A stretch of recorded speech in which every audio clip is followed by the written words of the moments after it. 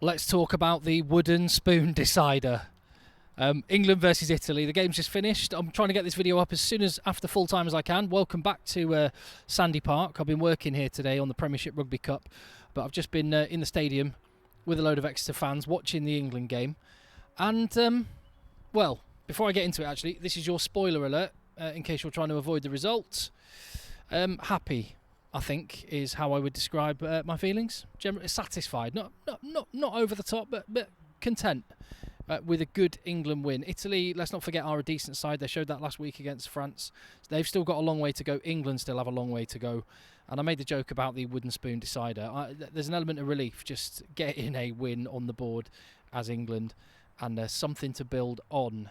And I mean, in terms of excitement, that's probably about as far as I'd go, because it wasn't a great spectacle, was it? Let's be honest. I mean, if anyone in Australia or New Zealand saw the France-Ireland game yesterday and thought, do you know what, I better make sure I set my alarm, get up in the middle of the night and watch that because I don't want to miss out on any more action, they might have been sorely disappointed at the 80 minutes that they just saw. Not a great spectacle.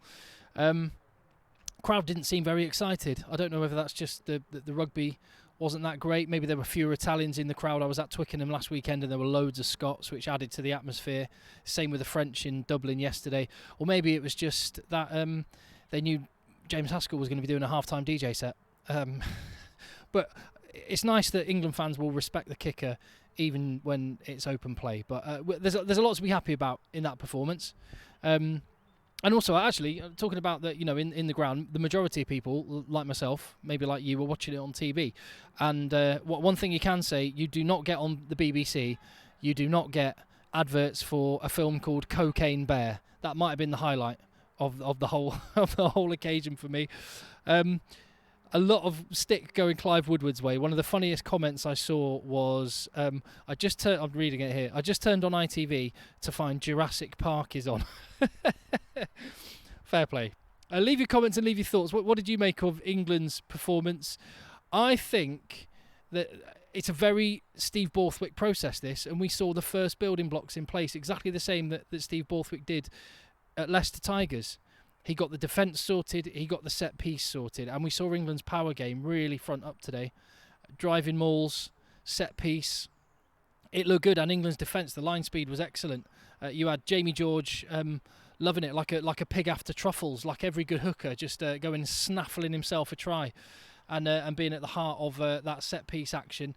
And the forwards, I think, really showed up. They gave us a direction. There was Willis scored from a maul. There was Chesham scored from close range. Nice handling from Genge. There was a penalty try from a driving maul as well. And even when there was a lovely bit of attacking play, when Max Malins set up that try for Jack Van Portfleet, was it? That was disallowed. It was almost like England going, okay, well, you won't let us score that way. We'll score boring then if you want, and we will. And they did. And I love to see it. There's sometimes, and I noticed this a little bit in the comments that I've seen online, sometimes England fans, we moan when England try and play attacking rugby and lose, and then moan when England play pragmatic, boring even, and win. I'll take a win every day of the week, and there was lots that I was impressed by there. Let's talk about some of the positives for England. Jack Willis, I think that's right, it's only his 8th cap, which that just demonstrates what he's had to go through the last couple of years. It was in 2018 he did his ACL, missed out on the tour to South Africa when he was playing out of his skin. He had a long road back then, and then 2 years ago tomorrow, against Italy in the Six Nations, he had another really bad leg injury, and he's back now, and he's making up for lost time. Lovely bloke as well, but playing out of his skin. He's also had to deal with the whole Wasps thing this season. He's in Toulouse. 20 tackles in 53 minutes that he was on the field, at the heart of a lot of what England was doing well. So fantastic to see him back. And just flipping over to Italy for a second, how awesome to see Jake Pelledri back, an international rugby player once again after what he's been through. And even Jack Willis would say that he's had to deal with nothing compared to Jake Pelledri. Just awesome to see. Forget about the rugby. What a guy that man is. England, what things I was impressed by, Owen Farrell, he's quite a good fly half, shock horror. Alex Dombrandt was better, busier. Ollie Lawrence, all right, I'm going to say I was wrong. Not that I didn't think Ollie Lawrence could play 12, but just that I preferred other options to Ollie Lawrence at 12. But he's a genuine threat.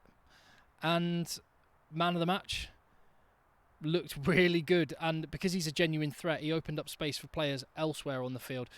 Max Malins, I was wrong about him as well. I think he's a class operator, but he looks like I'll go back to Eddie Jones, who always talked about test match animals.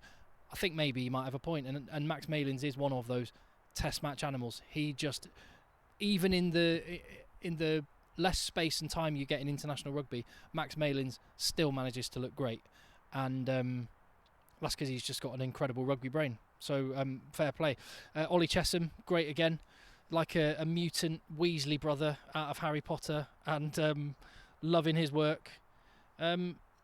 Yeah, lots to be pleased about. Just on the spectacle as a whole, I think here's a way you can dovetail it to the incredible game we saw yesterday in Dublin. Sometimes you have to ask yourself, do you want the odd decision from a referee, maybe not spot on, but you get a great game, or do you want a referee that blows his whistle for everything and just creates a rubbish game in comparison? There you go. I'll say no more on it than that. Moving over to Italy, what can you say?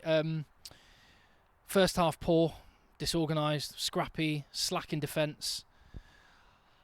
Signs again that they're a really good outfit. The front row were decent. Negri, love him. Lorenzo Canoni looks a baller. I know, so the second row, they've got some decent pack. We obviously know what Capuozzo can do. They just couldn't live with England's power game, though. But they are dangerous, and they showed that in the second half, which was, as you can see there, the tries. They scored 14 in the second half. I think England got the 12 points in the second half. For what that works. It's important to point out and remember that Italy are in a World Cup pool with New Zealand and with France. I think last week and this week they are showing enough to suggest they could beat one of those teams in a one-off match. And that's important for the World Cup, that we have genuine threats. It's why it's brilliant that Scotland are looking better. Because that pool with South Africa and Ireland needs Scotland to be a genuine threat. The jeopardy in those pools is absolutely massive. Italy are doing better. Kieran Crowley is doing a good job. Is it going to be enough by September? New Zealand and France obviously will be heavy favourites to get through in that. Italy could, though. They could spring an upset. It's just they're struggling to back performances up. And they're struggling to back up. They're struggling to get an 80-minute performance together. That's the challenge for Italy. 80-minute performances. As for England, it wasn't an 80-minute performance, not by a long stretch. They lost their way in the second half, but they came back, and you love the bench. The impact from the bench looks really good. Alex Mitchell set up Henry Arundel, and the Arundel hype train is already chugging along nicely. All he did was walk it in from a few yards. Alex Mitchell's the try, and everyone's going mad for Henry Arundel. But he's one of those guys you just want the ball in his hands, and that is going to happen. I'm glad he's part of it. He's played 20 minutes of rugby this season, and he's got an international try again. He just has that about him, and England have impact off the bench. So a long way to go. I'm not kidding myself at all. But this feels like Steve Borthwick has finally got those foundations laid. There was glimpses of it last week, but the power game, the defence, there's something to build on, and I'm content with that. I'm happy with that. I'd love to know what you think. Leave your comments. Thank you very much for following. I'm chuffed at how many people are subscribing. I want to find other people that like yourself that love rugby as much as I do, and I could jabber on about it all day. So I'll keep bringing you this content. Please hit subscribe, like, share, leave your comments. That's Six Nations Round 2 done.